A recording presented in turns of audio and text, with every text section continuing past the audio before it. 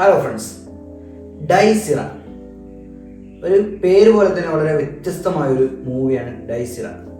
അത് റിലീസ് ചെയ്ത തന്നെ നൈറ്റാണ്. അപ്പോൾ തന്നെ നമുക്ക് ഊഹിക്കാം ആ പടത്തിൻ്റെ ഒരു സ്റ്റൈൽ എന്താണ്. എന്തുകൊണ്ടാണ് നൈറ്റ് റിലീസ് ചെയ്യാമെന്ന് ഞാനും ആദ്യം വിചാരിച്ചിട്ടുണ്ടായിരുന്നു, എന്താണ് കാരണം. അതേപോലെ തന്നെ അന്ന് കുറച്ച് റിവ്യൂസൊക്കെ കണ്ടപ്പോൾ ഭയങ്കര ഹൈപ്പും കാര്യങ്ങളൊക്കെ ആയപ്പോൾ പടം എന്തായാലും കയറുന്ന ഉറപ്പായി. അപ്പോൾ ഒന്ന് കാണാമെന്ന് വിചാരിച്ച് പോയി കണ്ടതാണ് ഡൈസിറ. കണ്ടത് മോശമൊന്നും ആയിട്ടില്ല. ഞാൻ ആദ്യം ഇതിൻ്റെ ഡയറക്ടർ നമ്മളെ രാഹുൽ സദാശിവനെ നമുക്കറിയാം. തൊട്ട് മുമ്പ് ബ്രഹ്മയുഗമൊക്കെ അദ്ദേഹം എടുത്തു വെച്ചിരിക്കുന്ന അസാധ്യ ലെവലാണ്. അതേപോലെ തന്നെ ഒരു വെറൈറ്റി ഡൈസിറയിലും പുള്ളി കൊണ്ടുവന്നിട്ടുണ്ട്. കാരണം എന്ന് വെച്ചാൽ നമുക്ക് ഹൊറർ മൂവീസ് നമ്മളെ മനസ്സിൽ എപ്പോഴും ഉണ്ടാകുന്നത് എന്താ പറയുക, പണ്ടത്തെ ഒരു ടൈപ്പ് വെള്ള സാരിയും ദ്രംസ്റ്റൊക്കെ കാണിച്ചു വരുന്ന പ്രേതങ്ങളും, അതേപോലെ തന്നെ ഒരു തറവാട് വീട് സ്റ്റൈലിലുള്ള കുറേ മന്ത്രവാദ കഥകളൊക്കെ ആയിട്ടാണ് ഹൊറർ സിനിമകൾ അധികം നമ്മൾ കണ്ടിട്ടുള്ളത്. എന്നാൽ രാഹുൽ സദാശിവൻ അതിനെ വളരെ വ്യത്യസ്തമായിട്ടാണ് ഈ സിനിമകളൊക്കെ സമീപിക്കുന്നത്. നമ്മളെ ബ്രഹ്മയുഗം തന്നെ എടുത്തു നോക്കിയാൽ അറിയാം.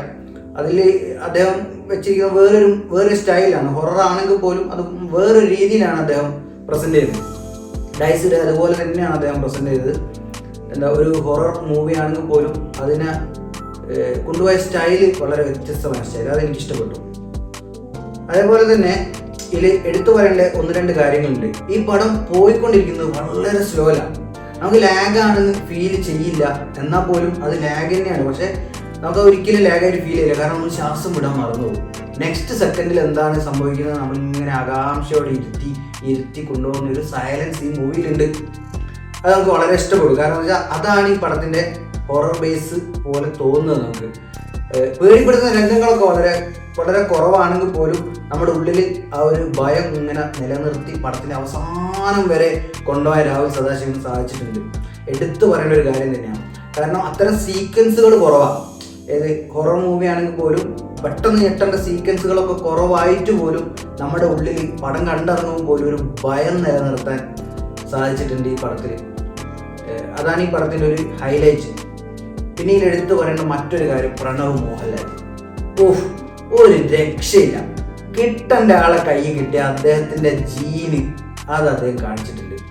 കാരണം ഈ മൂവിയിൽ പുള്ളിനെ സംബന്ധിച്ചോളം എന്താ പറയുക, ഒരു എക്സ്ട്രാ ഇത് കാണിക്കേണ്ട ഒരു സാഹചര്യങ്ങളോ ഒന്നുമില്ല. മെല്ലെ, അതായത് വളരെ സാവകാശം അഭിനയത്തിന് പ്രാധാന്യം കൊടുത്തുകൊണ്ട് പോകേണ്ട ഒരു സീനുകളൊക്കെ അദ്ദേഹം വളരെ ഭംഗിയായിട്ട് ആ എന്താ പറയുക പുള്ളീൻ്റെ ആ ഒരു കഴിവ് പുറത്തെടുത്തിട്ട് തന്നെയാണ് ഈ പടത്തിൽ നിന്നത്, ആ പടത്തിൻ്റെ അവസാനം വരെ.